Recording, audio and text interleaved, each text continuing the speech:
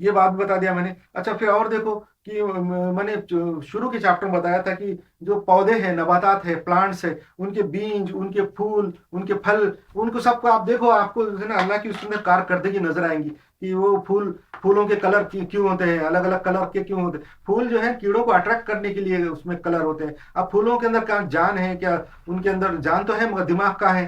तो उनको क्या मालूम कि ये कलर से और ऐसा कलर से कुछ कीड़े होंगे, कुछ जानवर ऐसे हैं कि जो फूलों की खुशबू और कलर से अट्रैक्ट होते हैं, आते हैं, इसलिए हमको ये कलर अपनाना चाहिए, ऐसा है। फिर कुछ जो उसके बीज हैं, उनके अडेप्टेशन देखो प्लांट्स के और नबातात के अडेप्टेशन देखो, कैसा कैसा उन्होंने अडेप्ट किया। उनके बीज देखो, उनके फल देखो कि फलों के अंदर मिठास कैसे पैदा की हुई है। फलों को, झाड़ों को, दरख्तों को क्या मालूम था, उनके अंदर क्या दिमाग था कि भाई हमारे फल मीठे होंगे तो इनको जानवर खाएंगे, इंसान खा के हमारे बीज एक जगह से दूसरी जगह ले जाएंगे, गुठलियां ले जाएंगे। मगर उन्होंने अपने अंदर मिठास पैदा की ताकि ज्यादा से ज्यादा जानवर खा के उनके जो नस्ल ज्यादा ज्यादा प्रोपेगेट हो, उनके बीज दूर दूर तक पहुंचे। उनके बीजों के अंदर देखो अडेप्टेशन कैसे हुए, वो भी मैंने बताया कि हर किस्म के दूर दूर जाने के छोटे छोटे पौधे, जंगली झाड़ जो ज्यादा उनकी उम्र नहीं होती है, मगर अपने बीजों को दो कई कई किलोमीटर तक पहुंचाने का उन्होंने इंतजाम किया। ऐसे ऐसे उनने हुक बनाए, अकड़े बनाए, पर बनाए, क्या क्या बीजों ने ये किया। ये भी अल्लाह की होने का जो है सबूत है,